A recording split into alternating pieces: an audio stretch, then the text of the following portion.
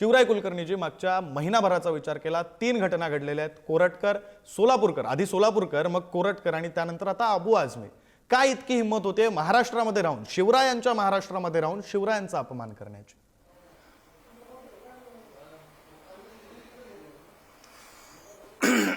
एकतर मुळात हे जे दोन कोरटकर आणि सोलापूरकर आहेत यांनी औरंगजेबांचा पुळका दाखवलेला नाही, पण यांनी छत्रपती शिवाजी महाराजांविषयी अपमानास्पद उद्गार काढलेले आहेत जे महाराष्ट्रालाच नव्हे तर या देशाला मान्य नाही. आणि म्हणून या दोघांना केवळ माफीवर निभून चालणार नाही, तर यांच्या विरोधात गंभीर गुन्हे दाखल झाले पाहिजे, यांना कठोरातली कठोर शिक्षा झाली पाहिजे. आणि छत्रपती शिवाजी महाराज, धर्मवीर छत्रपती संभाजी महाराज यांच्याविषयी असे अनुदार उद्गार या राज्यामध्ये काढण्याची कोणीही हिंमत करायला नको. या पद्धतीची शिक्षा या दोघांना झाली पाहिजे, ही प्रथम माझी मागणी आहे. माझ्या सरकारकडेही माझी मागणी आहे.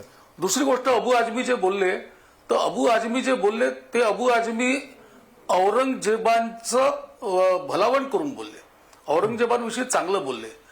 तर हे त्या संस्कृतीचं द्योतक आहे की जिथे तुम्ही राष्ट्रपुरुष कोणाला मानणार, या देशामध्ये हा देश घडवणारे महापुरुष कोण, या देशाची राष्ट्रीय अस्मिता कोण आणि या देशातले परकीय आक्रमक कोण, याचा भेद न करता निव्वळ कट्टर धर्मांधता आणि या धर्मांधतेपायी ज्यांना औरंगजेब आपले वाटतात, केवळ आता अबू आझमी नव्हे तर यापूर्वी आपण बघितलं असेल की या देशातले अनेक नेते, आपल्या महाराष्ट्रातले काही नेते हे जाणीवपूर्वक औरंगजेबाच्या कबरीवर गेल्याचं दृश्य आपल्याला पाहायला मिळालेलं आहे.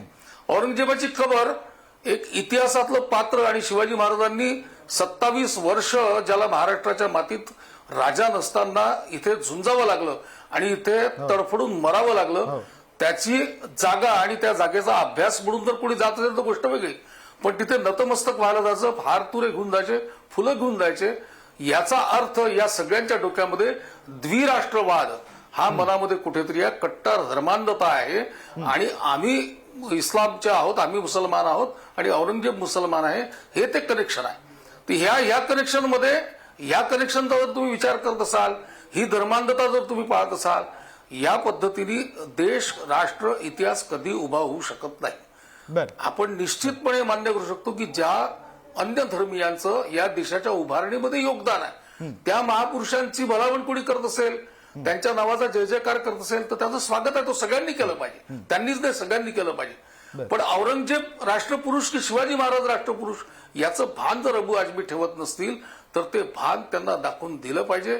आणि जी पिलावळ या पद्धतीच्या औरंग्याची पिलावळ या महाराष्ट्रामध्ये आणि या देशामध्ये आहे की जे नेहमी राम जन्मभूमीचा विषय आला की बाबराचं समर्थन करतात, छत्रपती शिवाजी महाराजांचा विषय आला की औरंगजेबाचं समर्थन करतात. जे परकीय आक्रमक आहेत त्या परकीय आक्रमकांचं त्यांचं कौतुक करायचं आणि ते कसे सुफी संत होते आणि त्यांनी कसं धार्मिक कार्य केलं होतं, या पद्धतीचे खोटे आणि अतिशय पुरावे नसलेले असे दाखले देऊन, खोटे दाखले देऊन, कपोलकल्पित दाखले देऊन त्यांची भलावण करतात. त्यांना धडा शिकवायची ही वेळ आहे. आज अबू आझमी यांचं निलंबन केलेलं आहे, त्यांच्यावर देखील कठोरात कठोर शिक्षा झाली पाहिजे, जेणेकरून या महाराष्ट्रातल्या, या देशातल्या लोकांना एकदा ठरवावं लागणार आहे की औरंगजेब की शिवाजी महाराज. तर निश्चितच या देशाचा आराध्य दैवत शिवाजी महाराज आहेत. शिवाजी महाराज आराध्य दैवत आहे. शिवाजी महाराज नसते तर आज आमच्या सगळ्यांचा इतिहास वेगळा राहिला असता. आणि त्यामुळे जो जो औरंग्याचं कौतुक करेल, जो जो औरंग्याची भलावण करेल, त्याला तो देशद्रोहाचं पातक करतो आहे, हे निश्चितपणे आपण सगळ्यांनी मानलं पाहिजे.